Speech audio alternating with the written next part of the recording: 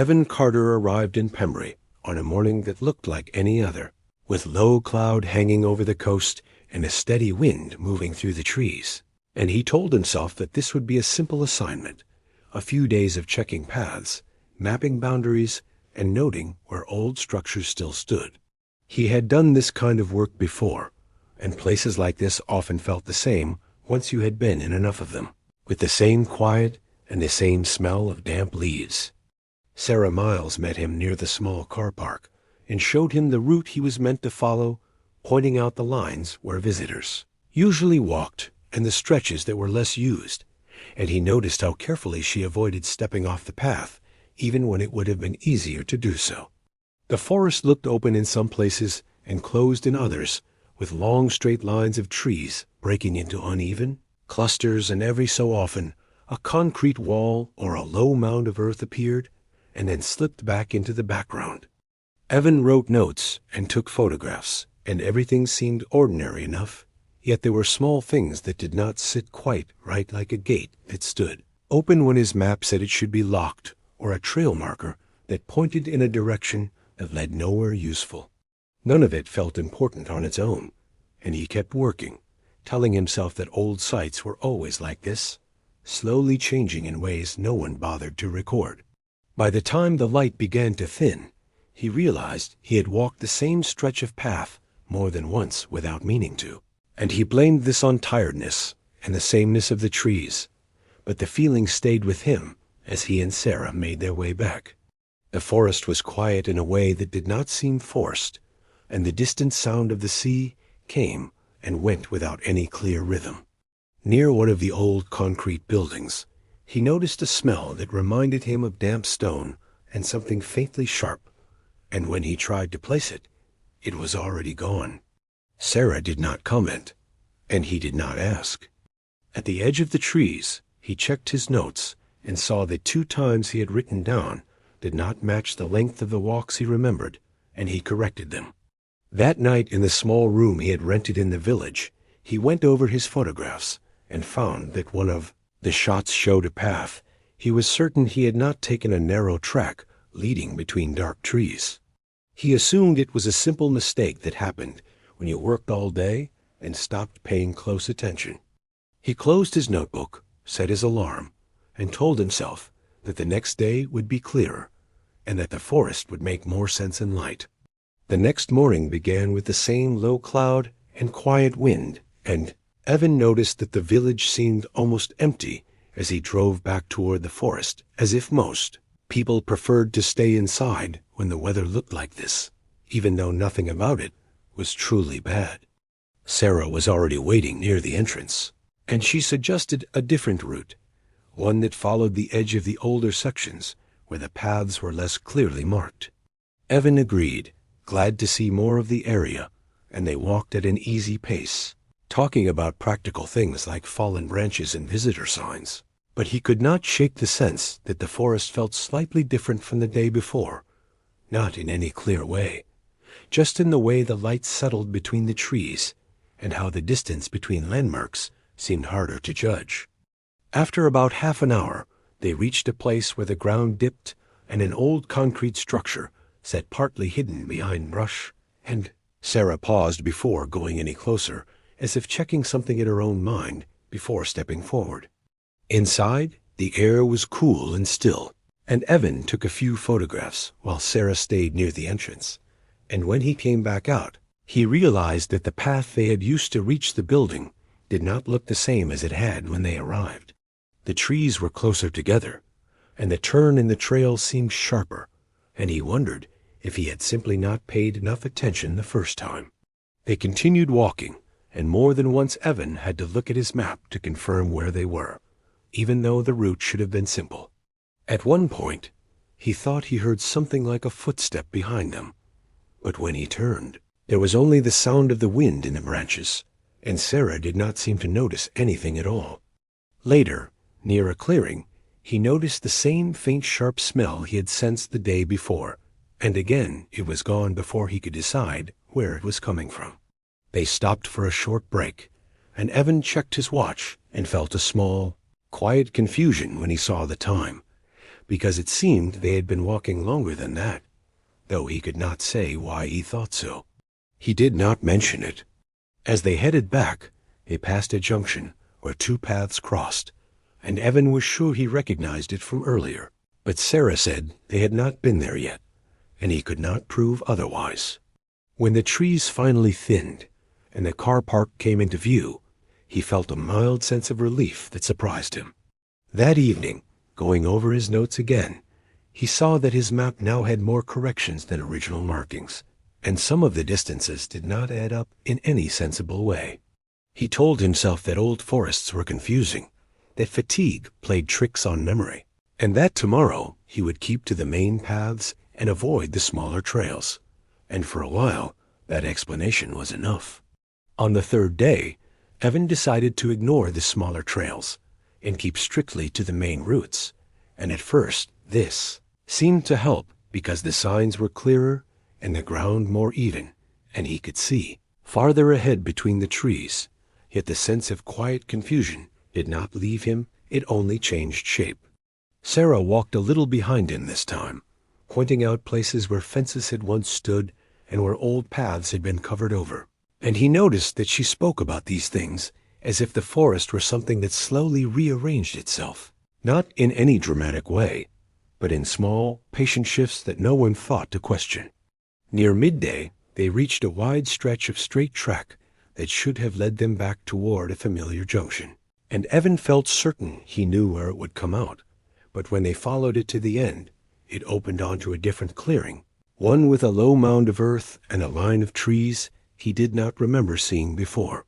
He checked his map, then his notes, and then his photographs, and none of them agreed with each other in any useful way. He tried to laugh it off, but the sound did not quite come out right, and Sarah only nodded and said that the forest had a way of making people doubt their sense of direction. As they walked on, he became aware of how often he was checking his watch, and how often the time seemed to move in uneven steps, sometimes passing quickly, sometimes barely at all, though he could not say what he was measuring it against. They passed the same weathered marker twice within an hour, and both times Evan was sure they had not turned around, and when he stopped and looked back along the path, it did not look like a place that led anywhere he recognized. There was a moment when the air carried that faint, sharp smell again, mixed with damp leaves, and it lingered just long enough for him to notice that Sarah had slowed, her attention fixed on nothing in particular, before it faded, and she continued walking as if nothing had happened. Late in the afternoon, they came upon one of the old concrete structures, and Evan felt a quiet certainty that they had already seen it, though he could not remember when, and the certainty bothered him more than if he had simply not known. Inside, the light was flat and gray, and there was nothing to see except stained walls and scattered debris. Yet when they stepped back outside, he had the odd impression that they had been gone longer than they should have been. On the way back, he said very little, and when the trees finally thinned, he felt again that small, unwelcome relief. That night in his room, he tried to arrange his notes into a clear order and failed, and for the first time, he considered the possibility that the problem was not in his maps, but in the way the forest allowed itself to be remembered. By the fourth day, Evan had stopped expecting the forest to make sense in any simple way, and instead he found himself watching it for small changes, the kind that were easy to miss if you were not already uneasy.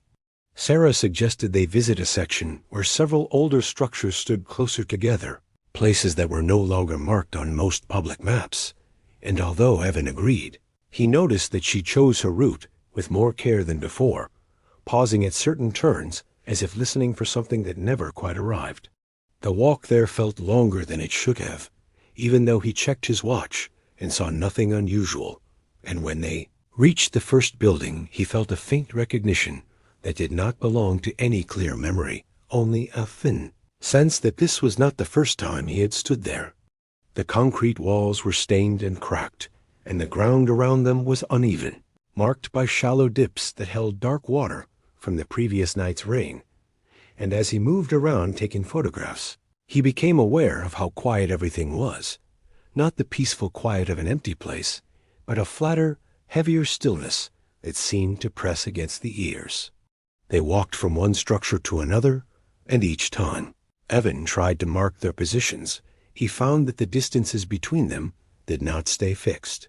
Not in any way; he could prove only in the way his steps and his sense of space refused to line up.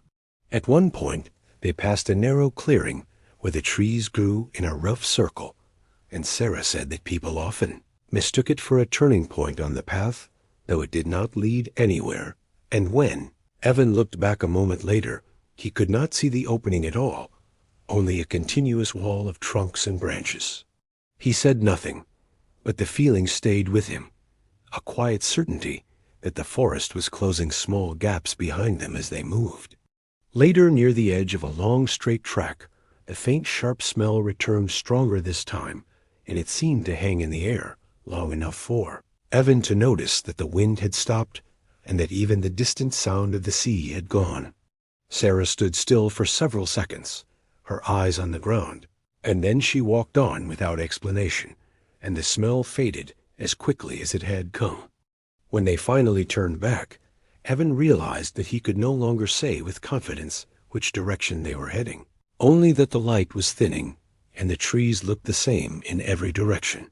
They reached the car park just as the first hints of evening settled in, and the relief he felt was mixed with something else, a quiet reluctance, as if leaving did not mean being finished. That night, as he spread his notes and photographs across the small table in his room, he began to see the same shapes and junctions appearing in different places, not identical, but close enough to suggest repetition, and he wondered how many times he had walked the same ground without realizing it.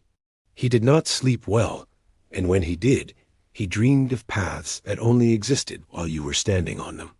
By the fifth day, the idea of choosing which parts of the forest to avoid no longer felt practical, because every route now seemed to pass too close to something he did not want to think about. And yet Evan went back anyway, telling himself that finishing the work was the simplest way to put the place behind him. Sarah suggested they check one last section near the older boundaries, a stretch that had not been properly reviewed in years, and he agreed without asking why she had waited until now to mention it. The path there was narrow and uneven, and the trees leaned inward in a way that made the sky feel distant.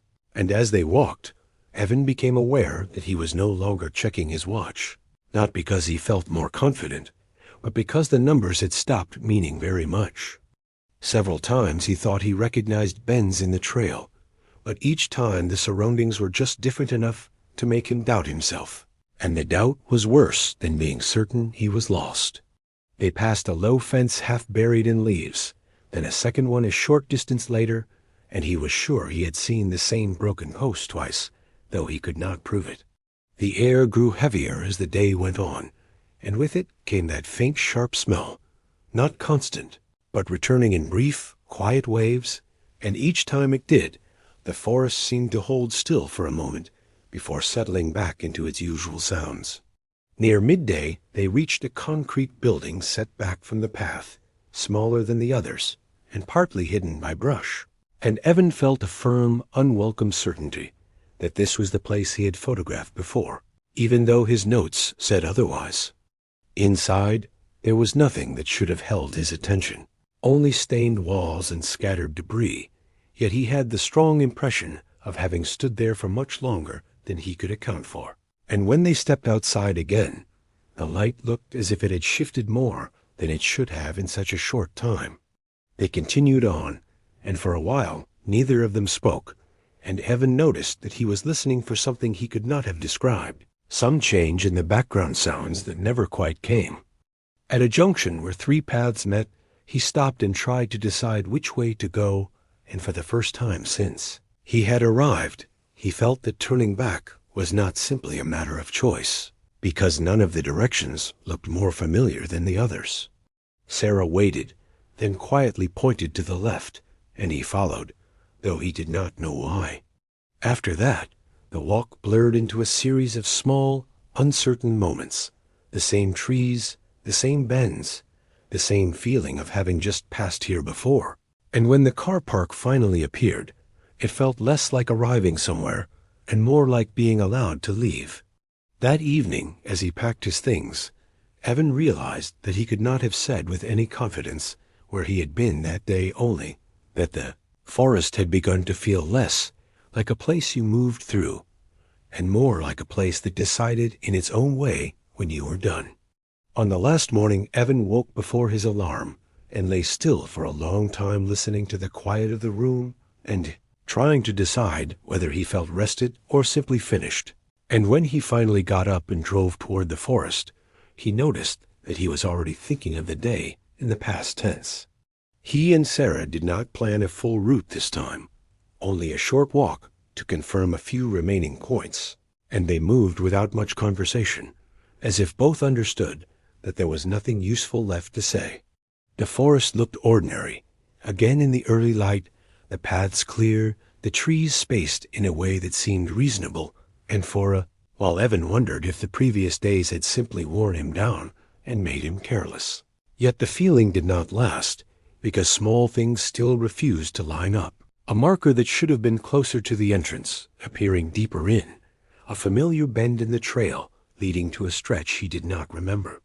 They stopped near one of the old structures, and Evan took a final set of photographs, and as he did, he noticed that the faint sharp smell was present again, not strong, not urgent, only enough to be recognized, and then it was gone, leaving the air empty in a way that felt more noticeable than before.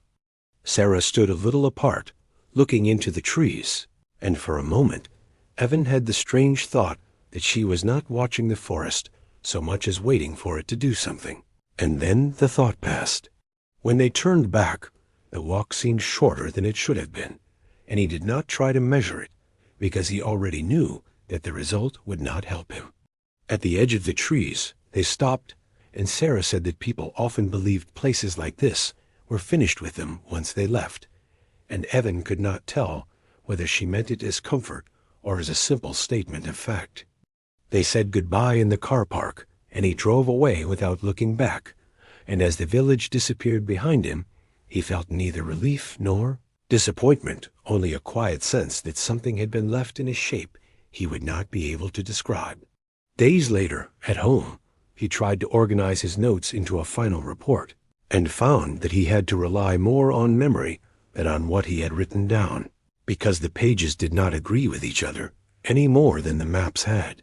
Some paths appeared twice, some distances were impossible, and a few photographs showed places he could not clearly remember visiting, and he corrected what he could and left the rest as it was.